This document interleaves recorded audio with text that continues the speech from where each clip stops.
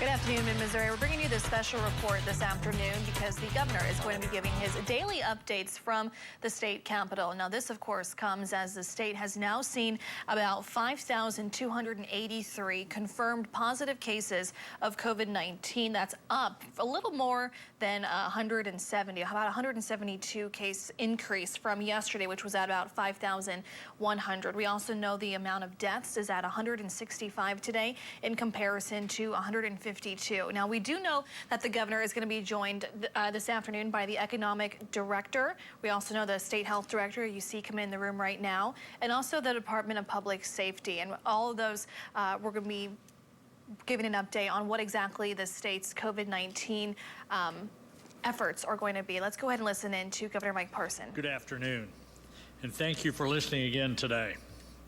As of 2 p.m. today, there have been 5,283 positive cases of COVID-19 in Missouri, including 165 deaths. Over 2,000 Missourians have been tested at this time. Yesterday, I announced that the Stay Home Missouri order is extended through May the 3rd. We are seeing signs in the data that Missouri is beginning to slow the course of COVID-19. We are seeing improvements across the state. If good social distancing continues, we will reopen the economy and get Missouri back to work.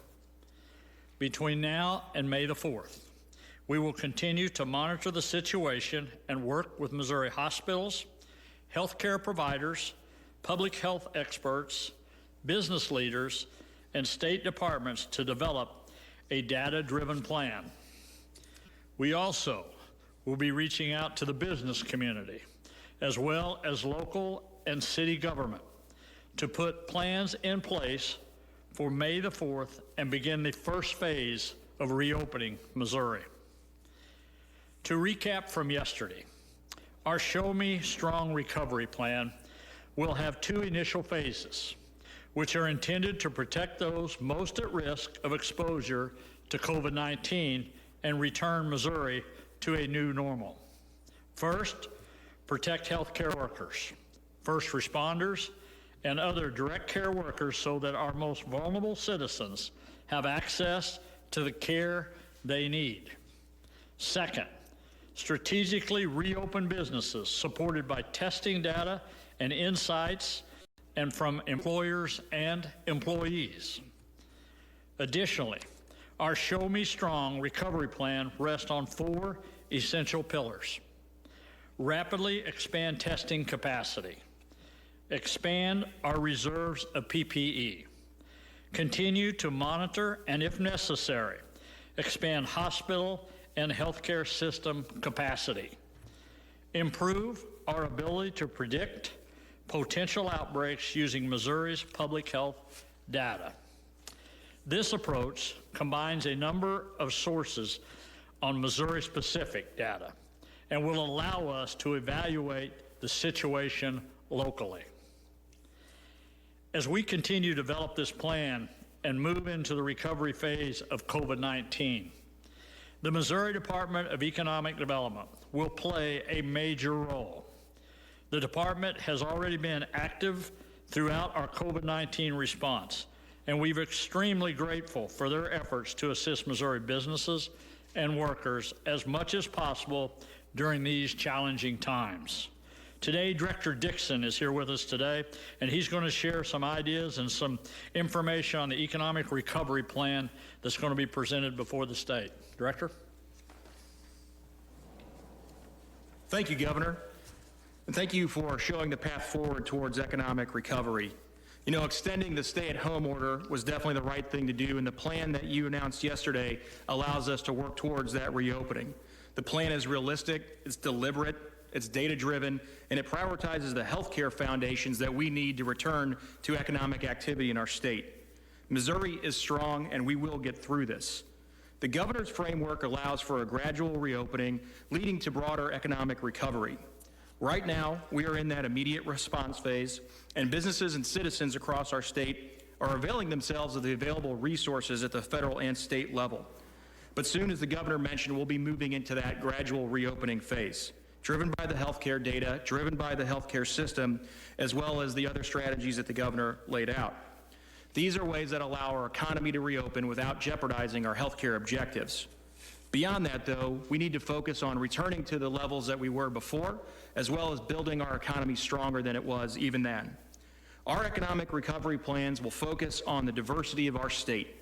It will focus on our people, focus on our businesses, focus on our communities, focus on our infrastructure, among many other components of our economic health. I'll tell you, it's going to ebb and flow.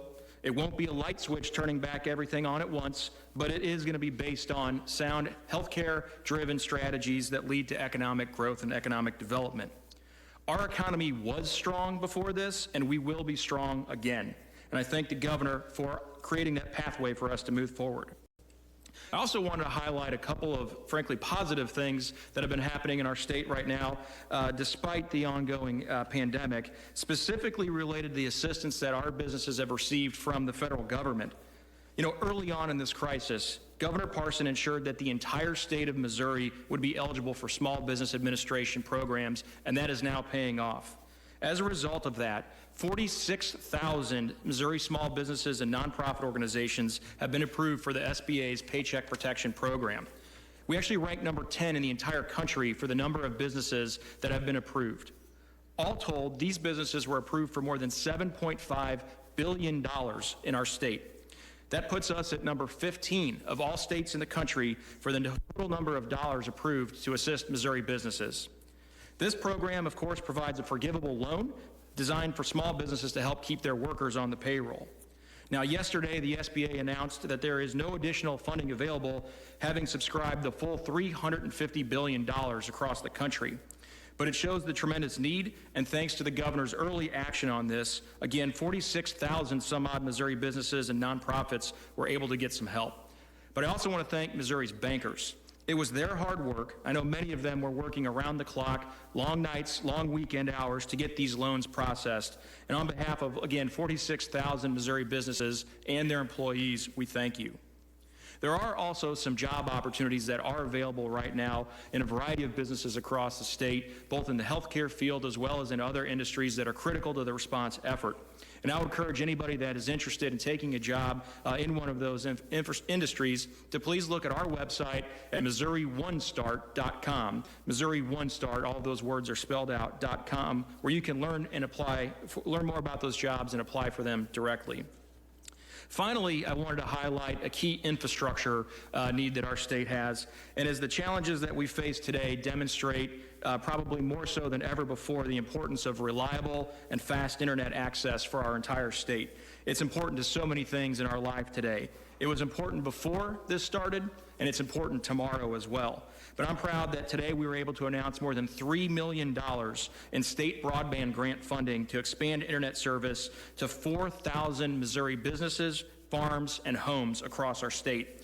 And I want to thank the broadband and telecom companies who are offering their services, discounts, waivers, fees, and other assistance to Missourians during the course of this pandemic. You can find out more about those resources on the state's COVID-19 resource page. And finally, as the governor mentioned, so many Missouri businesses have stepped up to the challenge right now to help produce and source that so important PPE medical equipment, and we thank them for the role that they're playing in our response effort. Missouri businesses are the arsenal in this war, and we need them now more than ever. I again want to thank the private sector. I want to provide some encouragement to Missouri communities and citizens that we are moving into the gradual reopening phase here, and we look forward to working together with you and all of our communities to build Missouri strong again. Thank you. Thank you, Director DIXON. It's very gracious of you to give me credit for what we were able to do early on, but the credit goes to a lot of people that work here at the governor's office. I have some incredible people that work here, some incredible directors every day that do their job, and to be surrounded with those kind of people every day in a crisis situation is something all Missouri should be proud of. We got dedicated people here, and I just appreciate all the hard work they've been doing for the last 45 days here in the state of Missouri. Director KARSTEN's also with us today. I want her to give us a little update on PPE. Sandy? Thank you, Governor, and I want to say a special thank you to Director DIXON and to those Missouri businesses who've stepped up to assist with the PPE. We know that PPE is the greatest need that we have for our first responders and especially those on the front lines, and we want to keep them safe as they continue to provide care for Missourians.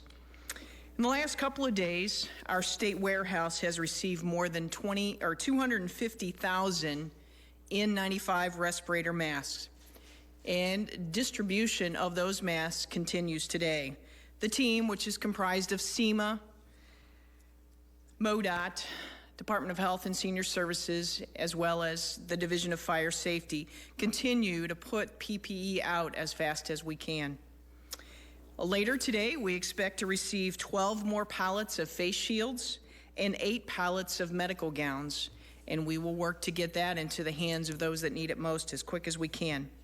We're always expediting the delivery of PPE because it protects our firefighters, our law enforcement officers, EMS, healthcare providers, and all of those who are risking their own safety to protect others. That remains our #1 concern. Now I'd like to update you on a situation that I first announced on Monday, the state's recall of 48,000 KN95 masks that did not meet the standards designed to protect our first responders and medical professionals. As I said on Wednesday, I'm limited in what I can say due to potential litigation.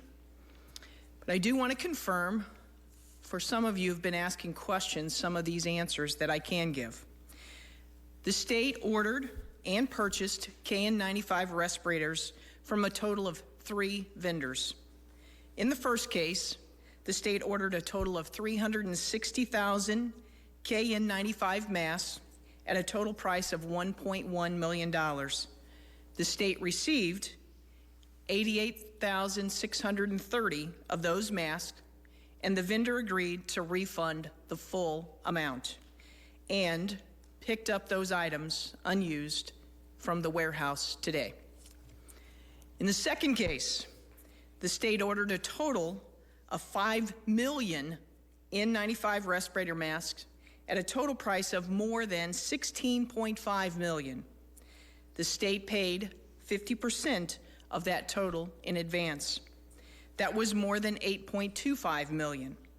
The vendor had not delivered any of those masks and agreed to cancel the order and return the full advance payment of over $8.25 million to the state, which was accomplished on Wednesday. In the third case, the state ordered over 3.9 million KN95 respirator masks at a total price of more than $16.5 million. The state paid 50% of that total in advance. That was more than $8.25 million. In this case, the state received almost 101,000 of those masks, and the vendor has declined to refund the $8.25 million that was advanced at this time. As I discussed, we will do everything in our power to recoup the money which went towards the masks that were not up to the standards and did not provide the protection our first responders and medical professionals deserve for the high-risk work they are performing. We will continue our efforts to get them quality PPE. I also have an update on the Missouri National Guard's efforts. There are now about 375 Missouri National Guard soldiers and airmen assisting our state and federal partners in the COVID-19 response. Guard members are staffing the alternate healthcare site in Florissant. They're continuing to assess other potential alternate care sites across the state. They're providing rush transportation of PPE when necessary, and they will be assisting the St. Louis County Coroner, if necessary, at a temporary morgue facility that the county has established. All of those are assisted by members of the DMAT and DMORT teams. Capitol Police are preparing for the return of legislators to the Capitol. They're ensuring there's sufficient PPE for all their officers. They're making sure all entrances will be regularly cleaned and disinfected. They're making sure 6-foot spacing markers All right, capital entrances are clear and in place, and they're also making sure visitors to the Capitol without badges will be going to the south carriage entrance. And across our state, we have troopers working the highways every day, making sure Missourians are safe. And what our troopers are seeing is an example of what we see every day, but they're seeing more dangerous driving and higher speeds. And we would ask that everyone slow down and be safe on our roadways. Our entire DPS team is working to help protect Missourians and support our first responders and medical professionals. We'll keep doing that with professionalism and enthusiasm for as long as it takes. We thank all those who are serving, and we wish you much health and safety as you continue your service. Thank you. Thank you, Director Carson. I also want to say thank you for catching that, making sure we recalled those masks to make sure people were safe out there, you and your department for catching that and getting that recall on it. And I assure you, we've talked to the Attorney General's office, and we're going to be, I'm encouraging him to put this as a top priority for the people of the state of Missouri on that. So thank you again for what you're doing on that. Let's, Kelly, let's go to questions. All right, thank you, Governor. The first question is from Joe Gamm, Jefferson City News Tribune. Governor, to open the state back up for business, the state is going to have to greatly expand testing. Yet the University of Missouri Healthcare announced today that it is scaling back its drive-through testing site. Are we not going to need thousands more tests daily, which expanded capacity to conduct the tests before we can reopen? Yeah, I can answer that. Maybe Director Williams might want to talk about that too. But yeah, we're going to expand the testing. What you're seeing a lot of mobile test sites that are starting to be closed down or not in use so much anymore is because the volume's not there. People are just not getting tested. We're going to open the criteria up somewhat next week. I think the director will be doing that. And we're going to be testing a lot more people for multiple reasons around the state to get a better idea where this state is with this. But I don't think I'd read too much into a mobile site maybe shutting down, because we're going to need that somewhere else. Because, for example, I think we continue to put mobile sites in the St. Louis area. So we're going to continue to do that. But the tests are going to expand. All right, thank you, Governor. This question is from Matt, KMBC. When do you practically see players returning to the field and then fans to the stands at Kauffman Stadium and Arrowhead? Well, I'd like to see a lot more families out there doing a lot of things across the state of Missouri as families and doing outdoors and being together. On the sports side of it, you know, this is a sports state. I've said that before. You know, when you look at the teams we got across the state, whether it's soccer, whether it's golf, baseball, football, hockey, you can about go down the list. Missouri's a huge sports state. But, you know, it's going to take its course. You know, I do believe we're going to see Major League sports before this year is over, but I believe there'll be a lot of decisions to be made in that process. And I also think there'll be changes. I'm not sure that the games are going to be like they were before, but time's going to tell us on that. But I do believe we'll be back watching sports by the end of the year. All right, thank you, Governor. This question is from Jeff Bernthal, Nexstar. Which businesses that are currently closed do you envision opening on May 4th? Well, I would hope the majority of the business that are closed now will be open back up. I think there will be some things such as social distancing will be implemented in those businesses. But I think the whole idea of kind of opening up on the 4th is to start that process of opening businesses up all the way from the small business to the big businesses. Again, we're just going to have to make social distancing a priority, and we're going to have to stay with that for a while to get that done. But hopefully we're going to get the majority of the businesses open. All right, Governor, this is the final question for you today. This is from a constituent, Anna Catron. I'm just curious as to when all the non-essential shopping will stop. I work in Menards, and we are continually packed daily, and about 90% of the customers are either shopping for non-essentials or just walking around for something to do. To top that off, we've had several people coming in from Kansas, Jeff City, etc. Why is this being allowed instead of the stay-home order being followed or enforced? Well, the order should be followed and it should be enforced. So if they're allowing a lot of people in that business shouldn't be there, that should be reported and action should be taken on that. I think it's one of the things we talked about early on. What I think when we had, quote, essential businesses early on, we started funneling people to those businesses and actually created a worse problem. But the second order I did was to eliminate that. So so many people should be allowed in that business. So the best thing to do is report that to your local levels. And if that don't work, you need to report it to Department of Health here on the state level. All right, thank you, Governor. These next questions for Director Karsten. I just have a couple for you, and you've talked about these a little bit in your statement a while ago, but this one is from Brian Hosworth, Missouri Net. You announced last week that the state is proceeding with its first alternate care site to assist hospitals in the St. Louis region, and that a Florissant Hotel is being converted into the care facility. Can you talk about the current status of that project? Are there any patients? Yes, and thank you for the question. Again, keep in mind why this site was constructed, and that was to assist the hospitals in the St. Louis area. And today, there are 3 patients at this alternate care site being cared for by the medical group from the 139th Missouri Air Wing, and also supported by SEMA's Disaster Medical Assistance Team. Okay. One last one. This is a follow-up in regards to those KN95 masks from David Lieb, AP. Can you talk about from which vendors did Missouri purchase those 48,000 defective KN95 masks?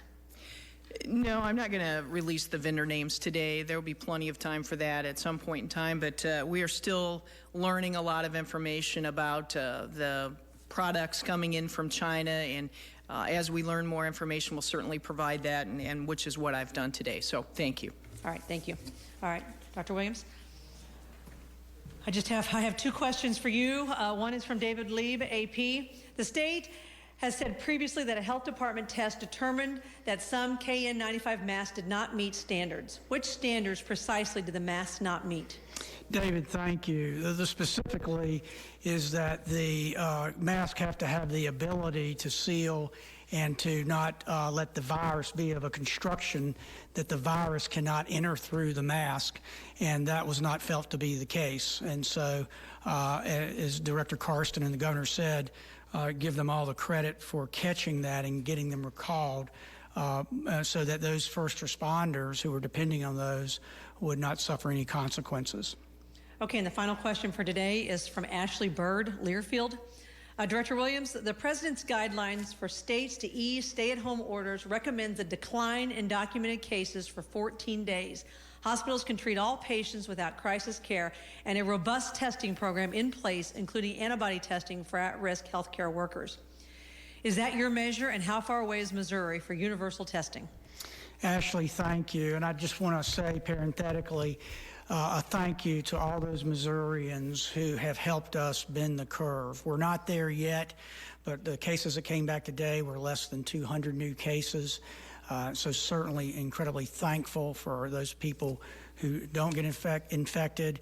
And I'll be on a call tomorrow with all the Missouri doctors, and thank you on behalf of them. It's a great gift that you're giving them, that those on the front lines, whether they're sheriffs or police or EMS, are not exposed to the virus. And so just want to thank you for that. Specifically to your question, as the governor has said, we work very closely with our federal partners for the first part of your question, but we're using Missouri data, and that incredibly allows us to be very granular or very specific as we make decisions, which you've seen in the decision yesterday and the decisions you'll continue to see.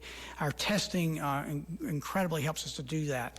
As the governor says, we have a capacity now to do about 7,000 tests a day.